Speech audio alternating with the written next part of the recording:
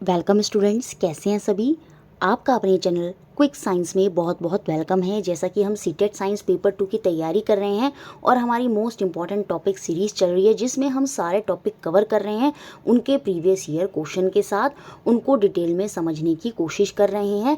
और उसी में आज हमारा ये टॉपिक नंबर 16 है जिसमें हम 2 टॉपिक एक साथ कवर करेंगे क्योंकि कम क्वेश्चन इनसे आए हैं और मुझे पूरे चांसेस लग रहे हैं कि इस बार conservation of plant and animal से आपको एक क्वेश्चन देखने को मिलेगा।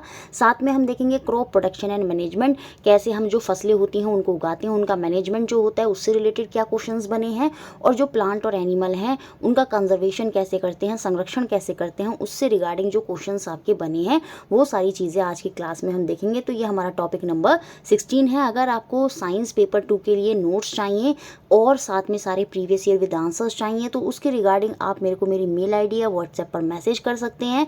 आपको 120 रुपीज़ की पेमेंट करनी होगी और आपको जो नोट्स हैं और सारे प्रीवियस ईयर हैं वो प्रोवाइड करा दिए जाएंगे। बहुत से बच्चे जिन्होंने बहुत ही बच्चों ने नोट्स जिन्होंने लिए हैं, कुछ बच्चे उनमें से इस टॉपिक सीरीज़ की जो पीडीएफ है वो भी मांग रहे हैं। वैसे तो उनको प्रीवियस ईयर विद आंसर्स मिल गए हैं लेकिन वो कह रहे हैं कि मैम इसकी पीडीएफ भी आप प्रोवाइड करा दीजिए क्योंकि इसमें स्पेशली पर्टिकुलर टॉपिक से रिलेटेड हमें सारे क्वेश्चंस मिलेंगे। तो ये देखिए, ये जो टॉपिक सीरीज़ आपकी चल रही है, बहुत से बच्चे ये भी पूछ रहे हैं कितनी है। ये देखिए, आज हमारा टॉपिक नंबर 16 है तो ये हमारी 16 क्लास है। तो ऐसे ही हमारी 4 क्लास अभी और आएंगी जिसमें हम बायोलॉजी के सेक्शन जो रह गया वो सारा कवर कर लेंगे और इसी के साथ ये 20 टॉपिक या 20 क्लास में हम ये कहेंगे ये आपकी सीरीज़ ख़त्म हो जाएगी। और जैसे ही ये सीरीज़ ख़त्म होगी मैं इसकी पीडीएफ जिन बच्चों ने नोट्स लिए हैं वो आपको प्रोवाइड करा दूंगी। तो अभी 4 क्लास तक का और वेट करिए, उसके बाद आपको इसकी पीडीएफ मिल जाएगी। कहने का मतलब ये है जुलाई में आपको पीडीएफ मिल जाएगी। पेपर 20 अगस्त को है तो आप इजीली उसको कर पाएंगे। बाकी अभी वीडियो से देखते रहें। तो चलिए शुरू करते हैं आज की क्लास। और पहले हम देखेंगे एक वो क्वेश्चन जो हमारा कल की क्लास में छूट गया था। ये क्वेश्चन मैंने देखा नहीं था, ये क्वेश्चन इंपॉर्टेंट है इसलिए मुझे ऐड करना पड़ा क्योंकि जो कल की क्लास थी उसमें हमने पढ़ा था, इससे पहली वाली जो क्लास थी उसमें हमने पढ़ा था मोशन एंड टाइम। तो ये जो मोशन और टाइम होता है इसी में हम डिस्टेंस जो दूरी है उसके बारे में हम पढ़ रहे थे। तो डिस्टेंस के यूनिट से रिलेट करते हुए क्वेश्चन 2-3 बार बने हैं तो यहाँ पर ये इंपॉर्टेंट है इसलिए मैंने इस क्वेश्चन को ऐड किया। ये सीटेट साइंस 2019 में क्वेश्चन बना था। विच of the flowing set contain only the unit of measuring distance. निम्न में से किस समुच्चय में केवल दूरी मापने के मात्रक हैं। डिस्टेंस के जो मात्रक हैं वो हमको बताने हैं। वैसे तो डिस्टेंस का जो एसआई यूनिट होता है वो आपका मीटर होता है। उसके अलावा हमसे यहाँ पर ये पूछ रहा है कौन कौन से यूनिट हैं डिस्टेंस के, तो याद रखेंगे वो आपके होते हैं क्यूबिट, मीटर और लाइट ईयर। प्रकाश वर्ष 2023 वाले एक सेट में ये क्वेश्चन बना था कि जो लाइट ईयर होता है बताइए किसका यूनिट है। तो ये जो लाइट ईयर होता है ये आपका डिस्टेंस का, दूरी का यूनिट होता है। तो इसलिए मैंने ये क्वेश्चन ऐड किया। इंपॉर्टेंट है, अगर बन जाए क्यूबिट तो क्यूबिट भी आपको याद रखना होगा, ये भी डिस्टेंस का एक यूनिट होता है, मीटर और लाइट ईयर। तो ऑप्शन नंबर बी यहाँ पर सही है। तो ये क्वेश्चन हमारा रह गया था, इंपॉर्टेंट है, इसको आप ध्यान रखेंगे। चलिए आज की सीरीज शुरू करते हैं और देखते हैं पहला question. Conservation of plant and animal में वहाँ पर थोड़ा सा लिखा है ग्रीन हाउस गैस के बारे में, तो उसी से रिलेटेड क्वेश्चन आपका सीटेट साइंस 2011 में बना। The green house effect which is causing an increase in atmospheric temperature, और ये प्रभावित कर रहा है हमारे प्लांट और एनिमल को भी। तो बताइए इज मेनली ड्यू टू, तो ये जो ग्रीन हाउस प्रभाव है जो वायुमंडलीय तापमान में वृद्धि करने का कारण बन रहा है, मुख्यतः डैश के कारण होता है, ये हमको यहाँ पर बताना है। तो ये किसकी वजह से होता है, ये हमारा कार्बन डाइऑक्साइड जो CO2 है उसकी वजह से मुख्यतम होता है। इसकी वृद्धि से ग्रीन हाउस इफेक्ट जो है वो पृथ्वी का गर्म होना जो है वो बढ़ता जा रहा है। तो ऑप्शन नंबर 3 जो है वो मेरा यहाँ पर आंसर हो जाएगा।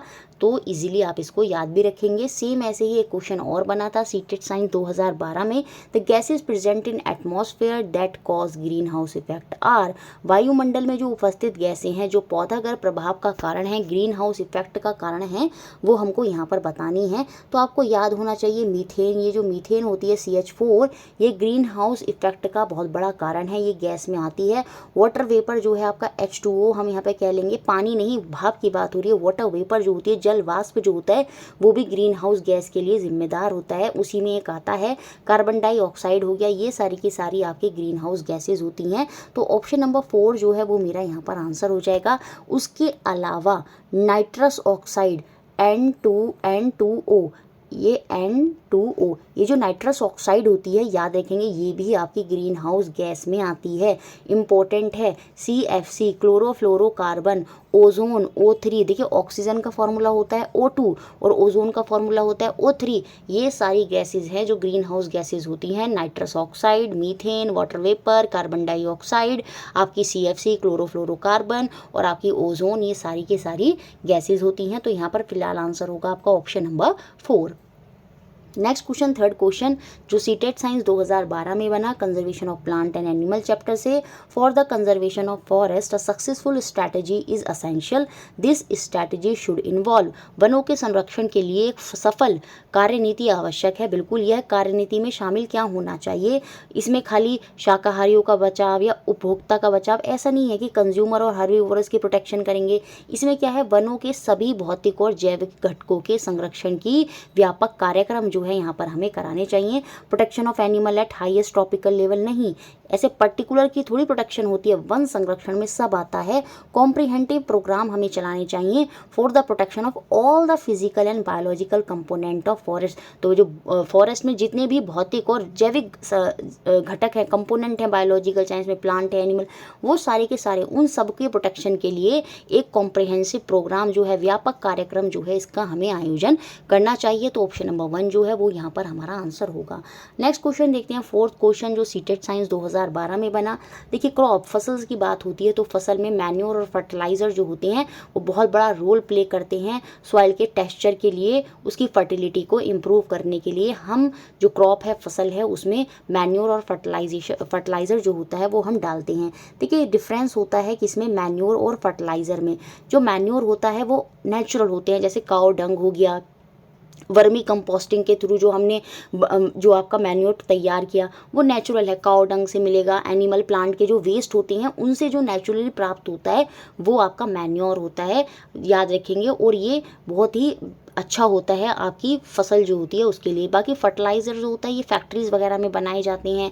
जब हमारी सॉइल में फर्टिलिटी जो है कम हो जाती है तो नाइट्रोजन, आपका NPK आपने सुना भी होगा, नाइट्रोजन, फॉस्फोरस और पोटाशियम, ये जो है ये डाले जाते हैं। यूरिया हो गया, तो ये फर्टिलाइज़र होते हैं जो आपके आर्टिफिशियल होते हैं, जो फैक्ट्री में बनाए जाते हैं और ये सॉइल के लिए बहुत ज़्यादा हेल्पफुल नहीं होते। अगर बहुत ज़्यादा इनका यूज़ किया जाता है तो सॉइल की जो फर्टिलिटी है वो ख़त्म हो जाती है और सॉइल जो है बंजर भी बन सकती है, उसका डिसर्टिफिकेशन भी वहाँ हो सकता है। तो यहाँ पर क्रॉप के न्यूट्रिएंट जो हैं अवेलेबल होते हैं फर्टिलाइजर में, वो कौन कौन से क्रॉप्स के न्यूट्रिएंट्स होते हैं जो फसलों के लिए इंपॉर्टेंट पोषक हैं, वो होते हैं आपके यहाँ पर ऑप्शन नंबर 2 हो जाएगा, नाइट्रोजन, फॉस्फोरस और पोटाशियम, NPK। ये इंपॉर्टेंट न्यूट्रिएंट्स होते हैं जो सॉइल को चाहिए होते हैं और यही हमें फर्टिलाइजर में मिलते हैं। तो ऑप्शन नंबर 2 जो है हमारा यहाँ पर आंसर हो जाएगा। उसके अलावा NCERT में NPK की तो बात हुई है, उसके अलावा NCERT में अमोनियम सल्फेट, सुपर फॉस्फेट और पोटाश जो है इनके भी एग्जाम्पल दे रखे हैं। ये भी आपके फर्टिलाइजर के एग्जाम्पल हैं, तो याद रखने हैं अमोनियम सल्फेट, सुपर फॉस्फेट और पोटाश, ये सब का प्रयोग करा जाता है सॉइल के, जो सॉइल का न्यूट्रिएंट्स खत्म हो गए हैं उनको फिर से उसमें लाने के लिए। नेक्स्ट क्वेश्चन देखते हैं, क्वेश्चन नंबर 5 जो वर्मी कंपोस्टिंग से क्वेश्चन बना सीटेट साइंस 2013 में। The step required for the conservation of kitchen garbage into manure are given below in a jumbled form. तो हमें इन्हें सही से अरेंज करना है। रसोई घर के कचरे को अब हमें किस में परिवर्तित करना है। देखिए wastage from plant and animal, कहीं ना कहीं जैसे छिलका हो गया वो प्लांट से हमें मिला है, फ्रूट या वेजिटेबल, तो रसोई घर का जो खाद्य जो कचरा है उसको हमें किस में कन्वर्ट करना है, उसको हमें मैन्योर जो होता है खाद में परिवर्तन करना है। उसके लिए कुछ चरण हैं जिनको अपनाना पड़ता है जिससे जो कचरा है वो खाद बन जाएगा। तो उस चरण का हमें, उस सीक्वेंस जो है, सही स्टेप हमें यहाँ पर लिखने हैं। तो देखिए इसके लिए सबसे पहले हम क्या करते हैं, cover the bottom of the pit with the sand. देखिए जो गड्ढा हमने खोदा है, सबसे पहले आप क्या करेंगे, गड्ढा खोदेंगे और जो गड्ढा है उसकी तली में क्या करेंगे, रेत की परत बिछाकर ढक दीजिए। तो जो सबसे पहले आपने गड्ढा खोदा है उसकी तली में हम रेत, जो सैंड है, उसको बिछा देंगे। ये स्टेप आप याद रखेंगे, आगे भी बन सकते हैं। उसके बाद हम यहाँ पर क्या करेंगे, जो हमें गार्बेज डालना है, जो हमारा कचरा है, वो हम क्या करेंगे, इसके अंदर डालेंगे। तो पहले स्टेप में तो क्या हुआ, हमने गड्ढे के अंदर रेत डाला, ठीक है, ये बी हमारा पहला हो गया। उसके बाद हमने जो हमारा गार्बेज है वो हम यहाँ पर डाल देंगे, और गार्बेज को डालने के बाद क्या करेंगे, जो हमारा अर्थवॉर्म होता है, केचुआ देखे होंगे, केचुए को जो होता है फसल का जो दोस्त है वो बताया गया है। क्यों? क्योंकि वो एक तो मैन्योर बनाने में मदद करता है, और जो सॉइल होती है उसको लूज़ करने में, उसके टिलिंग में भी जो है वो वहाँ पर मदद करता है। तो हम उसके बाद क्या करेंगे, उसमें जो वॉर्म है जो उसको किस में कन्वर्ट करेगा, मैन्योर में कन्वर्ट करेगा, वो हम उसके अंदर डालेंगे, जैसे केचुआ वगैरह हो गए। तो ए के बाद हमारा डी स्टेप आ जाएगा, और उसके बाद हम क्या करेंगे, हम इसको कवर कर देंगे पिट को हल्के से लूजली विद अ ग्रास और गनी बैग। ये जो हम है गड्ढा है उसको घास या टाट के जो बोरे होते हैं उन से पोला रखकर हम यहाँ पर क्या कर देंगे, ढक देंगे। और ऐसा कुछ समय तक करने के बाद क्या होगा, जो कचरा वगैरह है वो आपका खाद में कन्वर्टेड हो जाएगा। तो सही सीक्वेंस यहाँ होगा ऑप्शन नंबर 3। पहले हमने बी स्टेप किया, उसके बाद हमने ए स्टेप किया, फिर हमने वॉर्म जो है अर्थवॉर्म वगैरह केचुआ वगैरह जो है वो उसमें डाले, और उसके बाद हमने सी स्टेप किया। तो ऑप्शन 3 मेरा यहाँ पर आंसर हो गया। नेक्स्ट क्वेश्चन देखते हैं, क्वेश्चन नंबर 6 जो सीटेट साइंस 2013 में बना। Study the following statement about the effect of weed on the crop plant, और उसी के रिगार्डिंग जो सही कथन है वो हमें यहाँ पर बताना है। फसली पौधों पर खरपतवार के प्रभाव के विषय में नीचे दिए गए कथनों का अध्ययन कीजिए। देखिए जो वीड होती है, ये जो खरपतवार होती है, ये क्या होती है, जैसे सपोज मैंने कोई पौधा उगाया, तो आप देखेंगे उस पौधे के आसपास छोटी मोटी घास फूस या अननेसेसरी के जो बेल है या जो कुछ प्लांट्स हैं वो उग जाते हैं। तो वो जो अननेसेसरी की घास फूस है या जो बेलें होती हैं वो आपकी खरपतवार या वीड जो है वो कहलाती हैं, और ये पौधों को बहुत प्रभावित करती हैं। क्यों? क्योंकि जो न्यूट्रिएंट्स होते हैं वो लेने लगती हैं, और जो प्रॉपर न्यूट्रिएंट्स जो हमें जिस पौधे को हमने उगाया है उसके लिए चाहिए होगा वो पर्याप्त मात्रा में उसको नहीं मिल पाता। तो इन खरपतवार को हम क्या करते हैं, टाइम टू टाइम जो है कोई मजदूर हायर करके या सेल्फ से क्या करते हैं, उनको उखाड़ते रहते हैं। यही सबसे बेस्ट मेथड होता है। बाकी कुछ खरपतवार नाशी भी आते हैं, उनका प्रयोग हमें कम से कम ही करना चाहिए। जैसे मेरे भाई था, अभी उसने क्या करा, घास फूस उखाड़ने के लिए क्या करा, एक स्प्रे छिड़क दिया, तो उससे घास तो मर गई, लेकिन जिस पौधे के लिए छिड़का था वो पौधा भी बेकार हो गया। तो उससे बेटर ऑप्शन है कि अपने हाथों से ही क्या करें, जो वीड्स हैं, जो बेल वगैरह उग गई हैं अननेसेसरी की, उनको हम क्या करें, अपने हाथों से ही उखाड़ दें। तो ये बेकार होती है, हमारी क्रॉप जो हम उगा रहे हैं उसको उगने में जो है हानिकारक होती हैं। They help crop plant to grow healthily, ये बिल्कुल गलत हो जाएगा। ये फसली पौधों की आरोग्य वृद्धि में सहायता करते हैं, नहीं ये सहायता नहीं करती, तो उनकी और वृद्धि को क्या कर देते हैं, रोक देते हैं, क्योंकि इंपॉर्टेंट जो न्यूट्रिएंट्स हैं ये खुद भी लेने लगते हैं। ये कटाई में बाधा उत्पन्न करते हैं, ये बात सही है। हार्वेस्टिंग के टाइम में क्या होता है, ये बाधा उत्पन्न करते हैं। जो फसल हमें काटनी होती है वो सही से कट नहीं पाती, क्योंकि बीच बीच में ये भी वहाँ पर लगे हुए होते हैं। तो पहला तो गलत है, सेकंड सही है। ये पादप की वृद्धि को प्रभावित करते हैं। दे इफेक्ट द प्लांट ग्रोथ, बिल्कुल ये बात भी सही है। ये प्लांट की ग्रोथ को क्या करते हैं, इफेक्ट करते हैं, वो सही से ग्रो वहाँ पर नहीं कर पाता। दे compete with crop plant for water nutrient and space and light, बिल्कुल ये फसली पौधों से जल, पोषक स्थान और प्रकाश के लिए स्पर्धा करते हैं। मतलब उनसे क्या करते हैं, उनके जो न्यूट्रेंट्स हैं वो छीनने की कोशिश करते हैं, उनसे स्पर्धा करते हैं। तो बी सी डी यहाँ पर जो खरपतवार नाशी है वीड के विषय में सही है। तो ऑप्शन नंबर 3 जो है वो मेरा यहाँ पर आंसर हो गया। नेक्स्ट क्वेश्चन देखते हैं 7 जो सीटेट साइंस 2013 में बना। यहाँ पर हमसे एंडेमिक स्पीसीज, जो विशेष क्षेत्रीय स्पीसीज होती हैं, उनके बारे में जो सही कथन है, करेक्ट स्टेटमेंट है, वो हमसे पूछ रहा है। एंडेमिक स्पीसीज वो स्पीसीज होती हैं जो पर्टिकुलर किसी ही ज्योग्राफिकल एरिया में पाई जाती हैं, उसके अलावा वो कहीं नहीं पाई जाती। जैसे कंगारू हैं वो ऑस्ट्रेलिया में ही पाए जाते हैं। जैसे जो आपके एशियाटिक लायन होते हैं वो गिर फॉरेस्ट में ही पाए जाते हैं। तो वो क्या है, वो आपकी एंडेमिक स्पीसीज हैं जो पर्टिकुलर किसी ज्योग्राफिकल एरिया में ही पाई जाती हैं। तो ये आपको याद रखना होगा। तो यहाँ पर जो आंसर होगा वो ऑप्शन नंबर 3 होगा। They are found exclusively in specific habitat, ये केवल विशिष्ट आवास में ही पाई जाती हैं। तो ऑप्शन नंबर 3 जो है वो मेरा यहाँ पर आंसर हो जाएगा। नेक्स्ट क्वेश्चन देखते हैं 8th क्वेश्चन जो फरवरी 2014 में बना। Select the correct statement about biosphere reserve, जो जैव मंडल आरक्षण होते हैं, बायोस्फीयर रिजर्व होते हैं, उनके संबंधी सही कथन चुनिए। नोट्स में बहुत ही अच्छे से मैंने बायोस्फीयर रिजर्व की डेफिनेशन लिख रखी है, हिंदी में भी इंग्लिश में भी, तो वहाँ पर उस डेफिनेशन को जरूर देखें, क्योंकि उससे स्टेटमेंट करके आपका क्वेश्चन बन सकता है। They are the protected area meant for the conservation of endemic species only. देखिए जो बायोस्फीयर रिजर्व होते हैं, ये जो जैव मंडल आरक्षण होते हैं, इसमें खाली ऐसे नहीं होता प्लांट आएंगे एनिमल, इसमें सब आते हैं, जितनी भी स्पीसीज हैं, जो हमारा कल्चर है, जो जनजातियां हैं, प्रजातियां हैं, वो सब इन्वॉल्व होती हैं, वो सब मिलके बायोस्फीयर रिजर्व बनाती हैं। तो ये खाली प्रोटेक्टेड एरिया किसके लिए होते हैं, स्पीसीज के संरक्षण के लिए होते हैं, कुछ विशेष क्षेत्र ही नहीं। ये वे क्षेत्र होते हैं जो पादप और जंतुओं के संरक्षण के लिए होते हैं, नहीं, इसमें कुछ स्पेशल कल्चर जो होती हैं, स्पेशल जनजातियाँ होती हैं, उनका संरक्षण भी जो है वहाँ पर होता है। तो सेकेंड भी यहाँ पर गलत हो जाएगा। ये वे क्षेत्र हैं जो क्षेत्र की जैव विविधता और संस्कृति को बचाए रखने में सहायता होते हैं। बिल्कुल सही बात है। These are the area which help in the maintain of biodiversity.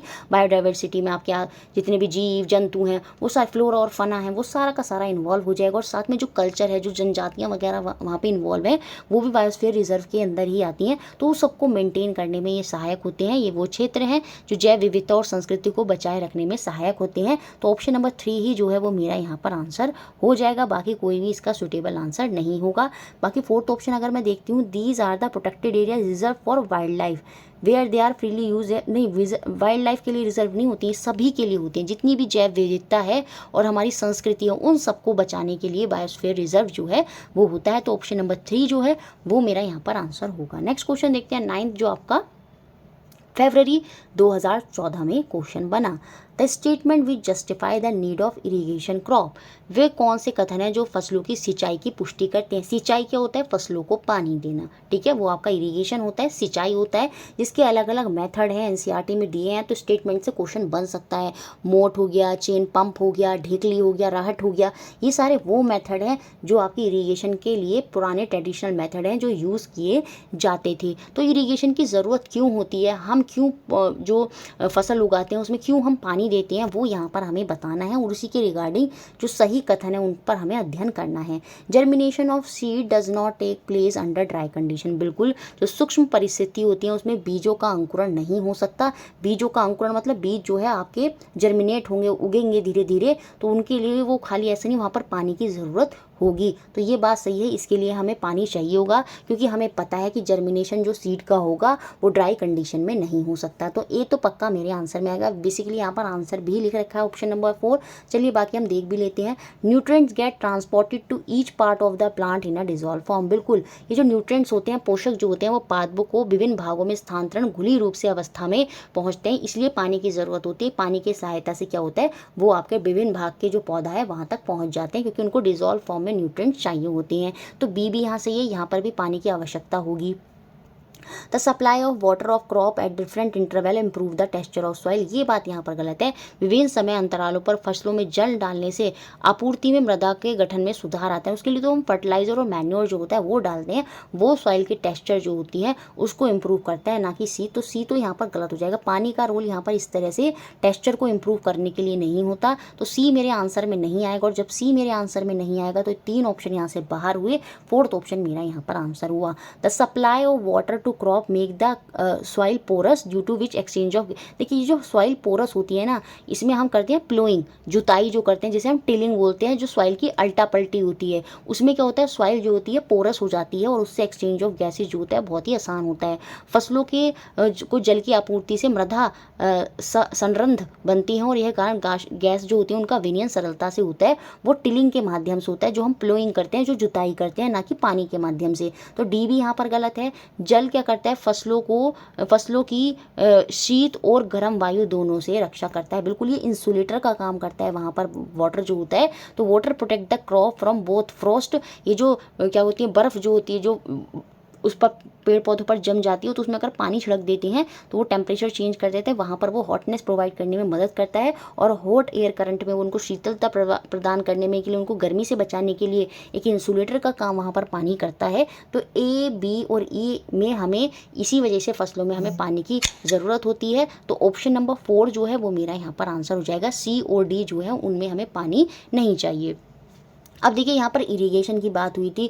तो जब हम पानी देते हैं, सिंचाई देते हैं, तो उसमें कुछ ट्रेडिशनल मेथड होते हैं जो एनसीईआरटी में जिक्र हुए। जैसे राहट है, ये जो मेथड है ये राहट है। इसमें क्या होता है, देखिए इस तरह से क्या करा है, ये जो बफेलो वगैरह, बैल वगैरह हैं, इनको क्या करा जाता है, इन पर गोल करके बांध दिया जाता है। और यहाँ पर आप देख रहे होंगे ये जो पुली है, इसके माध्यम से बाल्टी, इसमें बहुत सारी हैं, तो क्या हो रही है, बाल्टी पानी ला रही है और इसमें यहाँ पर लेती जा रही है, और नहर के माध्यम से फिर हम उसको अपनी जो फसल जहाँ तक हमें पानी पहुँचाना है वहाँ तक हम पानी पहुँचा देंगे। तो ये कुछ ट्रेडिशनल तरीके थे जो पहले यूज़ हुआ करते थे, चेन पंप के माध्यम से, ढेकली के माध्यम से, जो हमारे इरिगेशन के लिए ट्रेडिशनल मेथड थे, ये यूज़ हुआ करते थे। इंपॉर्टेंट है, ये पॉइंट आपको याद रखना होगा। नेक्स्ट क्वेश्चन देखते हैं जो आपका सीटेट साइंस 2015 में बना। बायोडाइवर्सिटी, जैव विविधता के विषय में क्या सही है ये हमको बताना है। जैव विविधता अलग अलग तरह की, जैसे हमारा भारत है, हम कहते हैं ना डाइवर्सिटी ऑफ पीपल, यहाँ पर है हिंदू मुस्लिम सब सिख ईसाई सब है यहाँ पर। ऐसी जैव विविधता, अलग अलग तरह के के जीव जंतु, कितने टाइप की स्पीशीज जो है पाई जाती हैं, बर्ड्स, बटरफ्लाई, तो ये सब क्या है, जैव विविधता है। ठीक है, तो इसके बारे में हमें सही स्टेटमेंट बताना है। ये रिफर करता है total number of individual of particular specific living in area, नहीं, ये तो सबको बताता है। ये किसी क्षेत्र में पाई जाने वाली किसी विशेष स्पीसीज, नहीं, विशेष स्पीसीज नहीं होती, सारी स्पीसीज, सब जो है, हम भी हो गए, इवन हम सब मिलाकर बायोडाइवर्सिटी के अंदर आते हैं, जैव विविधता में आते हैं। तो यहाँ पर किसी पर्टिकुलर की बात नहीं होगी। सेम ऐसी यहाँ पर ओनली फ्लोरा की बात कर रहे हैं, यहाँ पर केवल पादप जन की बात कर रहा है। यह किसी दिए गए क्षेत्र में केवल पादप और प्राणी जात की विशेष स्पीसीज का उल्लेख करता है, नहीं, ये किसी विशेष particular species in given area नहीं, उस पर नहीं होता। बायोडाइवर्सिटी में सब आता है। It refer to the various of species of flora and fauna present in an area. बिल्कुल, यह किसी दिए गए क्षेत्र में पादप जात और प्राणी जात की जो विभिन्न स्पीसीज हैं उनका उल्लेख करता है। यही आपकी बायोडाइवर्सिटी होती है। ये जो हमारे आसपास का एरिया, हमारे आसपास का जो क्षेत्र है, उसमें जितने भी पादप जन हैं, जो आपका फ्लोरा है, और साथ में जितने भी प्राणी जात है, चाहे आपका कुत्ता, बिल्ली, कुछ भी हो गया, चाहे हम हो गए, चाहे प्लांट्स हो गए, वो सारे के सारे जो हमारे एरिया में हम सब हैं, वो क्या है, वो सब जैव विविधता हैं। तो ओनली सी, मतलब ऑप्शन नंबर 4 यहाँ पर सही होगा। ओनली सी ही यहाँ पर सही है। ये आर्टिफिशियली प्रोटेक्टेड एरिया नहीं होते एनिमल्स के लिए, तो ये बात भी यहाँ पर गलत है। आर्टिफिशियली प्रोटेक्टेड एरिया जो होते हैं एनिमल के लिए, वो हम जू वहाँ पर कंसिडर कर सकते हैं। उनको केज में डाल दिया जाता है, वो आर्टिफिशियल प्रोटेक्टेड एरिया वहाँ पर हो सकते हैं। लेकिन जैव विविधता क्या है, जो हमारा आसपास का क्षेत्र है, उसमें जितने भी प्राणी जात और आपके पादप जात जो पाए जाते हैं, उनका जो उल्लेख हो रहा है, उनका जो वर्णन हो रहा है, वही यहाँ पर क्या है, आपकी बायोडाइवर्सिटी है। तो सी पॉइंट यहाँ पर सही था, मतलब ओनली सी। तो ऑप्शन 4 मेरा यहाँ पर आंसर है। नेक्स्ट क्वेश्चन 11 जो 2019 में बना, species restricted to a particular area. फिर से वही क्वेश्चन आ रहा है, जो विशिष्ट रूप से विशिष्ट क्षेत्र में पाई जाने वाली स्पीसीज होती हैं, वो आपकी होती हैं एंडेमिक स्पीसीज। तो ऑप्शन नंबर 3 यहाँ पर सही होगा, विशेष क्षेत्रीय स्पीसीज। जैसे मैंने एग्जांपल दिया था कंगारू इन ऑस्ट्रेलिया, तो वो आपकी क्या है, वो एक स्पेशल ज्योग्राफिकल एरिया में ही पाई जा रही है। तो ऑप्शन सी यहाँ पर आंसर है। नेक्स्ट क्वेश्चन देखते हैं, क्वेश्चन नंबर 12 जो आपका 2019 में बना। इसमें हमें डिफरेंट बताना है, क्या इन चारों में से भिन्न है, उसको हमें सेलेक्ट करना है। डिफॉरेस्टेशन क्या होता है, सिंपल पेड़ों की जो कटाई है वो डिफॉरेस्टेशन है।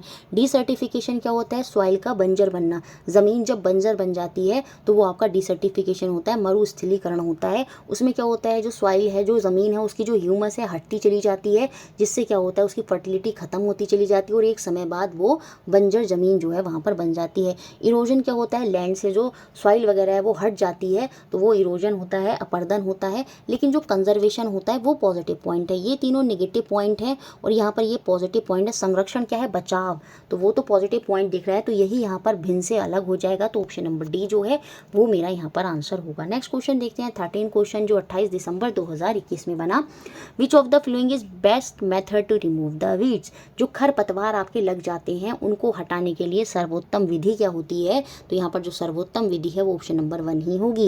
ये जो खरपतवार हैं आप क्या कर रहे हैं, उनको अपने हाथों से ही उखाड़ रहे हैं, मैनुअली अपरूट द वीड, यही सबसे बेस्ट मेथड होता है खरपतवार को हटाने के लिए। बाकी कुछ खरपतवार नाशी भी आते हैं, जैसे 2,4-D, इनके एग्जाम्पल एनसीईआरटी में दिए हैं, इसलिए मैंने यहाँ पर ऐड कर दिए हैं। अगर पूछ लिया जाए 2,4-D are the examples of क्या है आपके वीडिंग, तो वहाँ पर वो सही हो जाएगा स्टेटमेंट, क्योंकि ये एग्जाम्पल उदाहरण एनसीईआरटी में दिए हैं। तो फिलहाल यहाँ पर आंसर है option number A. Next question देखते हैं, 14th क्वेश्चन जो 29 दिसंबर 2021 में बना।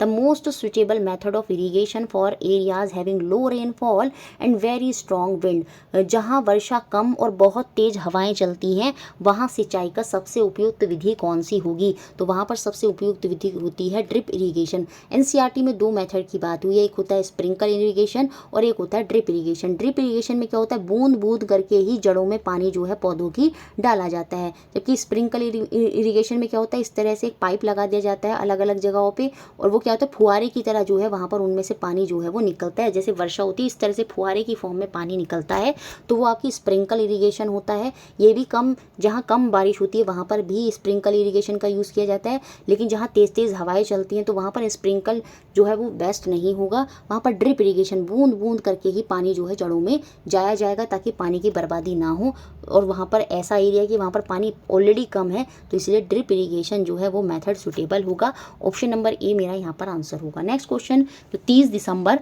2021 में बना। कौन से स्टेटमेंट यहाँ पर ट्रू है, सत्य है, ये मुझको यहाँ पर बताने हैं।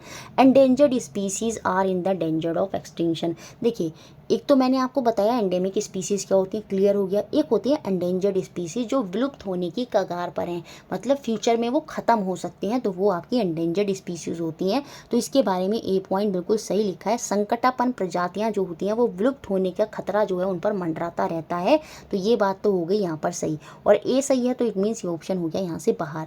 All endemic species become endangered, ये कह रहा है जो विशेष क्षेत्रीय जो किसी पर्टिकुलर ज्योग्राफिकल एरिया में ही पाई जाने वाली स्पीसीज़ होती हैं, वो प्रजातियां जो होती हैं वो संकटापन्न हो जाती है। नहीं, ऐसा ज़रूरी थोड़ी, यहाँ पे लिखा ऑल। कुछ एंडेमिक स्पीसीज़ जो हैं एंडेंजर्ड बन जाती हैं और वो ख़त्म हो जाती हैं, लेकिन सारी एंडेमिक स्पीसीज़ जो हैं ज़रूरी नहीं है वो एंडेंजर्ड बनेंगी, विलुप्त होने की कगार पर आ जाएंगी। तो बी यहाँ पर गलत है, और जब बी गलत है ये दोनों ऑप्शन भी हो गए बाहर। ऑप्शन नंबर 4 ही मेरा जो है यहाँ पर सही होगा। ए सी डी पॉइंट जो है वो यहाँ पर ट्रू है। एंडेमिक स्पीसीज़ में come under the threat of extinction on introduction of new species in that region. बिल्कुल, उन क्षेत्रों में नई स्पीसीज़ लाए जाने पर ये जो विशेष क्षेत्रीय हैं इन पर विलुप्त होने का भय हो सकता है। मतलब एक ज्योग्राफिकल एरिया में सपोज कंगारू ही रह रहा है और वहाँ पर कोई और स्पीसीज़ भी लाकर डाल दी गई, तो वहाँ पर कंगारूज के विलुप्त होने का जो खतरा है वो बन जाएगा। तो ये पॉइंट यहाँ पर सही है, तो सी यहाँ पर सही हो गया। Hotspot have numerous endemic species, ये जो हॉटस्पॉट होते हैं, हॉटस्पॉट मतलब जो पर्टिकुलर है जिस पर विशेष ध्यान जाता है, ये जो हॉटस्पॉट होते हैं उसमें कई विशेष क्षेत्रीय स्पीसीज होती हैं, यही तभी तो इनको हॉटस्पॉट कहा जाता है। तो डी पॉइंट भी सही है। ए सी डी यहाँ पर सही, ऑप्शन 4 मेरा आंसर हो गया। नेक्स्ट क्वेश्चन 16 31 दिसंबर 2021 में बना, 5 जनवरी 2022 में ये क्वेश्चन बना। Consider the following statement about biodiversity, जैव विविधता। अब कंफ्यूजन नहीं होगा, हमारे आसपास जितने भी जीव जंतु हैं, जितना भी कल्चर है, मतलब जितने भी जीव जंतु सब हैं, वो सब क्या है, सब बायोडाइवर्सिटी है, जैव विविधता के अंदर आ जाते हैं।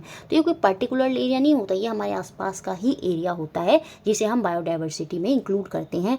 इट रिफर टू ओनली फोना, ये केवल क्या होता है कि विशेष क्षेत्र में पाए जाने वाले जीव जंतु का ही उल्लेख करता है जो प्राणी जात होते हैं, नहीं इसमें प्लांट वगैरह भी तो आते हैं। तो इस वजह से बायोडाइवर्सिटी में पहला पॉइंट ए तो मेरा गलत हो गया, ये मेरा गलत हो गया, तो ये ऑप्शन हो गया यहाँ से बाहर। It refers to the total number of individual of particular species found in a given area, नहीं बायोडाइवर्सिटी में कोई पर्टिकुलर स्पीसीज नहीं आती, किसी विशेष क्षेत्र में पाए जाने वाली विशेष प्रजातियों के प्राणियों की कुल संख्या का उल्लेख करता है, नहीं सभी आते हैं इसमें। तो बी भी मेरा गलत हो जाएगा और बी मेरा गलत, तो ये ऑप्शन भी बाहर हो गया। It refers to the different kind of species of flora and fauna present in a given area, बिल्कुल किसी दिए गए क्षेत्र में उपस्थित विभिन्न प्रकार के जो पादप जात हैं और प्राणी जात हैं उनकी प्रजातियों का जो उल्लेख करती हैं वही आपकी बायोडाइवर्सिटी है। सिंपल, हमारे आसपास का एरिया जिसमें जितने भी प्लांट और एनिमल सब हैं वो आपकी बायोडाइवर्सिटी है। तो सी पॉइंट यहाँ पर बिल्कुल सही है और यही यहाँ पर इसकी डेफिनेशन भी हो जाएगी जो आपको याद रखनी है। It is maximum in forest. देखिए जो बायोडाइवर्सिटी है, जैसे अब मैं अगर नोएडा दिल्ली में बात करूँ तो वहाँ पर ये जैव विविधता कम देखने को मिलेगी, फ्लैट्स वगैरह हैं, जो प्लांट है वहाँ पर प्रॉपर नहीं है, एनिमल भी नहीं है। तो ये जो जैव विविधता है जहाँ पर अलग तरह के प्लांट, एनिमल और बर्ड्स, मतलब हर तरह की चीज़ें, स्पीसीज़ वहाँ पर प्रजातियाँ पाई जा रही हैं, तो ये कहाँ मैक्सिमम हमें देखने को मिलती है, ये मैक्सिमम हमें फॉरेस्ट में ही देखने को मिलती है, यह वनों में सबसे अधिक होती है। तो ये बात भी सही है, सी और डी सही है। इट मीन्स ऑप्शन नंबर 4 जो है वो मेरा यहाँ पर आंसर होगा। नेक्स्ट क्वेश्चन 17 जो 4 जनवरी 2022 में बना, which of the following is not a function of manure. देखिए जिन बच्चों ने नोट्स लिए हैं उसमें क्या हुआ है ना, इसकी ये आंसर ये था ऑप्शन नंबर 3, जो ग्रीन लाइन है वो ऊपर चली गई तो उसको रिकरेक्ट कर लेंगे। सेकंड ऑप्शन यहाँ पर सही है, जो गलत है वो आपका थर्ड ऑप्शन होगा। विच of the following is not a function of manure, निम्न में से कौन सा खाद का कार्य नहीं है, ये हमको बताना है। मैन्योर मैंने आपको अभी समझाया, जो प्लांट एनिमल का अवशिष्ट होता है, वेस्ट मटेरियल होता है, वो आपका नेचुरल खाद की तरह काम करता है और उसे हम मैन्योर बोलते हैं। ठीक है, इंप्रूव करता है सॉइल के टेक्सचर को, बिल्कुल मृदा की जो संरचना है उसमें सुधार जो है वो लेके आता है, क्योंकि स्पेशल न्यूट्रिएंट जो है वो उसमें ट्रांसफर करता है, बिल्कुल ये बात सही होगी।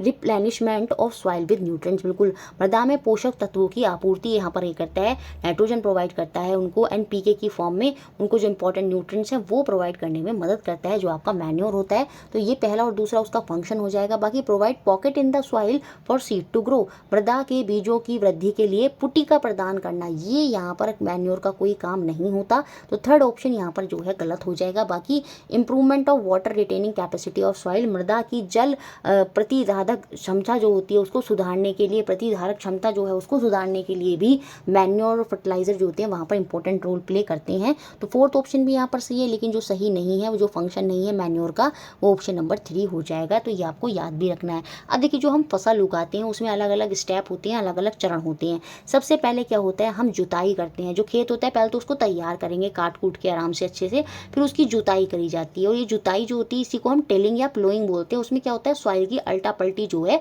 वो करी जाती है, जिससे जो सॉइल है वो लूज हो जाए। लूज होने से क्या हो जाएगा, इजीली वहाँ पर क्या हो जाएगा, तो बीज गहराई में चला जाएगा और इजीली जो है एक्सचेंज ऑफ गैसेज जो है वहाँ पर हो जाता है। उसके बाद हम क्या करते हैं, सोइंग करते हैं, बीज जो है बोए जाते हैं। ठीक है, गहराई में जाकर बीज जो है वो बोया जाता है और खराब बीजों को अलग पहले ही कर दिया जाता है। ये पूरा एनसीईआरटी में लिखा भी है। तो सोइंग करी जाती है, उसके बाद बीज की बुवाई होती है। उसके बाद हम फर्टिलाइजर और मैन्योर जो होते हैं वो हम क्या करते हैं, अपनी फसल में डालते हैं। तो स्टेप आपको याद रखने होंगे। आपसे पूछ सकता है, पहले प्लोइंग होगी, टिलिंग होगी, अल्टा पल्टी होगी, फिर बीज बोए जाएंगे, फिर हम उसमें फर्टिलाइजर जो मैन्योर वगैरह जो हमें स्पेशल न्यूट्रिएंट्स उसको देने हैं वो हम देंगे। उसके बाद इरीगेशन होता है, उसके बाद सिंचाई होती है, पानी जो है वो आपकी क्रॉप को जो है प्रोवाइड किया जाता है। और उसके अलग अलग मेथड ट्रेडिशनल जो है वो भी मैंने आपको पीछे बताए। उसके बाद जो देखिए, जब हम इरिगेशन दे देंगे, पानी वानी दे देंगे, तो उसमें क्या होगा, नए जो घास फूस है वो उगने लगेगी। ठीक है, तो उसकी प्रोटेक्शन हम करते हैं। उसके बाद में प्रोटेक्शन ऑफ वीड जो है वो करा जाता है, खरपतवार को जो है वहाँ से तोड़ा जाता है। और जब पूरी फसल आपकी तैयार हो जाती है तो उसकी हम हार्वेस्टिंग करते हैं, उसकी कटाई करते हैं। हार्वेस्टिंग को हिंदी में क्या बोलते हैं, उसकी कटाई कर लेते हैं और बाद में हम उसका स्टोरिंग करते हैं, भंडारण जो है वो कर लेते हैं। जो हमारे अनाज वगैरह होते हैं, जो बीजीज होते हैं, उनको हम क्या होते हैं, जो बड़ी बड़ी कोठरियाँ होती हैं, ग्रेनीज होती हैं, उनमें हम वहाँ पर उनको स्टोर कर लेते हैं। तो ये स्टेप भी आपको याद रखने होंगे, इंपॉर्टेंट है। नेक्स्ट क्वेश्चन देखते हैं, 18th क्वेश्चन जो 5 जनवरी 2022 में बना। The activities which are practice to enrich the replenish the soil with nutrients are. मृदा में पोषक समृद्धि अथवा पुनः पूर्ति के लिए कार्यान्वित किए जाने वाले क्रियाकलाप क्या है, ये हमको क्या बताने हैं। क्रॉप रोटेशन, फसल चक्रण वहाँ पर होना चाहिए। एक ही फसल को बार बार उगाते जाएंगे तो न्यूट्रिएंट्स वहाँ पर डाउन हो जाते हैं, क्योंकि कुछ फसल को कुछ न्यूट्रिएंट चाहिए होता है, कुछ को कुछ नहीं चाहिए होता है। तो क्रॉप रोटेशन होना चाहिए, जैसे 2 बार गन्ना उगा दिया तो फिर गेहूँ, मतलब इस तरह से क्रॉप रोटेशन वहाँ पर होना चाहिए। अब जो हमारी सॉइल है उसमें हमें मैन्योर और फर्टिलाइजर जो है वहाँ पर ऐड करने चाहिए। वो भी क्या कर देते हैं, सॉइल को एनरिच कर देते हैं, रिप्लेनिश कर देते हैं, न्यूट्रिएंट जो है वहाँ पर उसको प्रोवाइड करते हैं। तो ऑप्शन नंबर 2 जो है वो मेरा यहाँ पर सही हो जाएगा। फसल चक्रण, खाद डालना और उर्वरक डालना जो होंगे यहाँ पर सही प्रैक्टिस होंगे। नेक्स्ट क्वेश्चन देखते हैं, 19th क्वेश्चन। ये हमारा जो आपका चैप्टर होता है क्रॉप प्रोडक्शन और मैनेजमेंट, वहीं पर जिक्र हुआ है आपकी क्रॉप्स का। जो रावी क्रॉप है, खरीफ क्रॉप है, अलग अलग मौसम में उगाई जाने वाली फसलें होती हैं। 7 जनवरी 2022 में क्वेश्चन बना, which of the following is pair of kharif crop. जो खरीफ की फसलें होती हैं वो हमें यहाँ पर बतानी है। देखिए, जो खरीफ की फसल होती हैं इन्हें हम समर की फसल भी बोलते हैं। जो ग्रीष्मकाल की फसलें होती हैं, जो गर्मियों के टाइम पर, जून जुलाई के टाइम पर बोई जाती हैं और सितंबर अक्टूबर के टाइम में के बीच में इनको हार्वेस्ट कर लिया जाता है।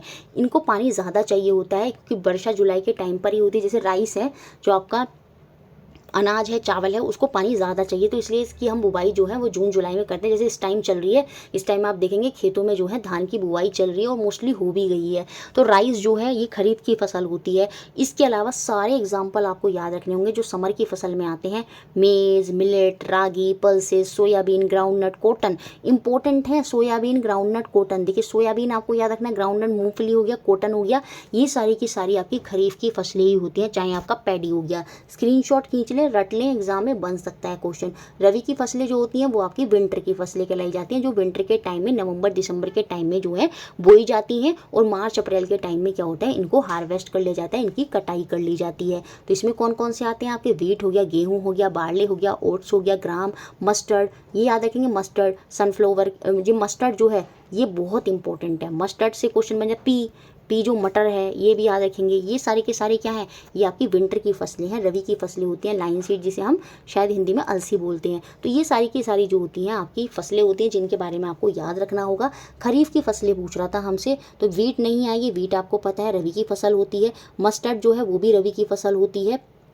उसके अलावा पैडी और मेज़, ये दोनों के दोनों धान और मक्का जो हो जाएंगे यहाँ पर वो आपकी खरीफ की फसलें हो जाएंगी। तो ऑप्शन नंबर 3 यहाँ पर सही होगा। पी मटर जो है ये आपकी खरीफ की नहीं रबी की फसल होती है। तो ऑप्शन 3 मेरा यहाँ पर आंसर है। सेम ऐसे क्वेश्चन 13 जनवरी 2022 में भी बना, यहाँ पर भी खरीफ फसलों का ही सेट आपसे पूछ रहा था। साफ साफ दिख रहा है ऑप्शन नंबर 1 में धान, कपास और मूंगफली, ये तीनों के तीनों खरीफ फसल के उदाहरण हैं, पीछे मैंने आपको दिए थे। उसके अलावा आपको याद रखना होगा पी, मस्टर्ड, ग्राम, ये सारे के सारे किसके उदाहरण होते हैं, ये आपके रबी की फसल के उदाहरण होते हैं। तो ऑप्शन नंबर 1 जो है वो यहाँ पर आंसर होगा। नेक्स्ट क्वेश्चन देखिए, ये भी 12 जनवरी 2022 में बना।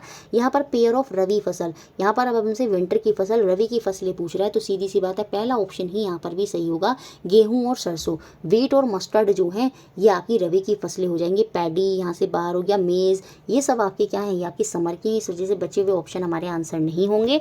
ऑप्शन 1 मेरा यहाँ पर आंसर है। नेक्स्ट क्वेश्चन देखने से पहले अगर आपको सीटेट साइंस पेपर 2 के लिए नोट्स चाहिए, बायलिंगुअल नोट्स, साथ में सारे प्रीवियस ईयर विद आंसर्स, और जब ये पीडीएफ टॉपिक वाली जो सीरीज चल रही है जब ये कंप्लीट हो जाएगी, इसकी पीडीएफ भी आपको मिल जाएगी। तो इसके रिगार्डिंग जितनी भी इंपॉर्टेंट चीज़ें लास्ट टाइम तक भी होंगी वो सब की पीडीएफ आपको मिलती रहेंगी, ताकि आप बेस्ट से बेस्ट स्कोर करें। सिर्फ आपको 120 रुपीज़ पे करने होंगे।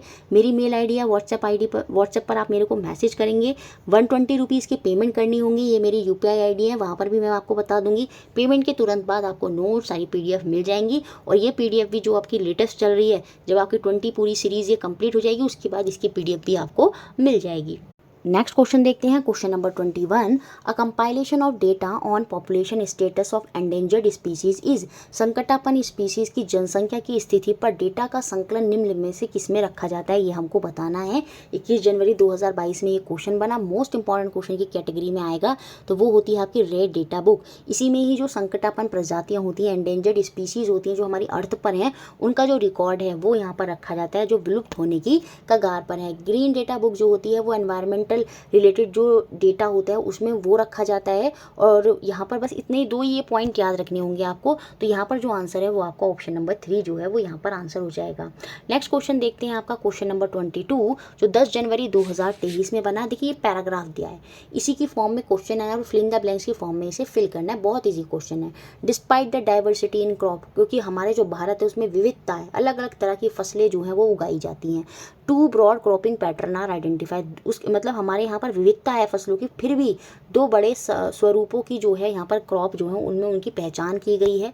The crop which are sown around mid November and harvested in April में, ये मिड नवंबर के आसपास, अक्टूबर नवंबर के पास मध्य ये बोई जाती हैं, और अप्रैल मई, कभी कभी तो मार्च के लास्ट या अप्रैल मई, मतलब इस टाइम में इनको कट कर लिया जाता है। तो ये आपके अभी मैंने पीछे बताया था, ये आपकी रबी की फसलें होती हैं, विंटर की फसलें होती हैं। तो यहाँ पर बात हो रही है किसकी, रबी की फसल की। और विंटर की फसलों में सही उदाहरण भी लिखा है यहाँ पर। देखिए राइस यहाँ से हट जाएगा, राइस विंटर की फसल में नहीं आता, मस्टर्ड आता है, लेकिन वीट हमने पढ़ा था। तो इट मीन्स पहला ऑप्शन यहाँ पर सही है। यहाँ पर बात हो रही है रबी क्रॉप्स की, और उसकी जो एग्जाम्पल हमसे पूछ रहा था, तो गेहूँ और सरसों, वीट और मस्टर्ड उसके एग्जाम्पल होंगे। ऑप्शन 1 मेरा आंसर है। सेम ऐसा ही क्वेश्चन 12 जनवरी को भी बना, यहाँ पर भी सेम वही लिखा है। 2 क्रॉप मेन मुख्यतः हमारी पाई जाती हैं। एक वो क्रॉप जो सो करी जाती है, जो बोई जाती है जून के टाइम में, और हार्वेस्ट करी जाती है सितंबर अक्टूबर के टाइम में, तो वो होती है आपकी खरीफ की फसल। तो यहाँ पर बात खरीफ की फसल की हो रही है, और उसके 2 एग्जाम्पल जो हो जाएंगे वो हो जाएंगे मेज़ और सोयाबीन, भुट्टा और सोयाबीन।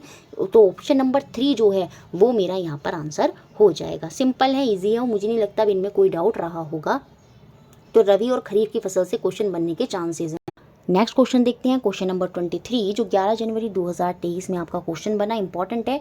यहाँ पर डिफरेंस पूछ रहा है आपसे जू और वाइल्ड लाइफ सेंचुरी में, जो आपका प्राणी उद्यान है और वन्य जीव अभ्यारण्य होते हैं उनमें क्या विभेदन होता है। देखिए जब किसी एरिया में कोई एनिमल वगैरह पाए जाते हैं, उनको संरक्षित करने के लिए उसको क्या कर दिया जाता है, उस एरिया को वाइल्ड लाइफ सेंचुरी घोषित कर दिया जाता है। वो उनका प्राकृतिक घर जो है वो घोषित कर दिया जाता है, और वहाँ पर पोचिंग और हंटिंग करना ये बिल्कुल पूरी तरह से बैन होता है। वैसे तो जू में भी ऐसा कुछ नहीं होता है। ये जो होते हैं ये प्राकृतिक घर होते हैं। जैसे कुछ प्राकृतिक, जैसे हमारा अपना घर है, सेम ऐसी जंतुओं के लिए भी स्पेशल घर जो है वो घोषित कर दिया जाता है, जहाँ पर वो इजीली वहाँ पर रहते हैं, वहाँ पर उन्हें कोई डर नहीं होता, क्योंकि वहाँ पर पोचिंग और हंटिंग जो होती है वो पूरी तरह से बैन होती है। तो वो आपके एरिया होते हैं वाइल्ड लाइफ सेंचुरी, जो नेचुरल प्राकृतिक घर हैं जंतुओं का। जबकि जो जू होते हैं वहाँ पर एनिमल उठाकर लाए जाते हैं, उनको केजेस में रखा जाता है, तो वो जू होते हैं। तो इनके रिगार्डिंग हमसे डिफरेंस पूछ रहा है। तो wild life sanctuaries houses the animal animal that are found locally in the area while in a zoo animal bought from all over the world are kept. बिल्कुल ये बात सही हो सकती है कि जो वन्य प्राणी अभ्यारण्य है उसमें स्थानीय क्षेत्र में पाए जाने वाले जंतु रहते हैं,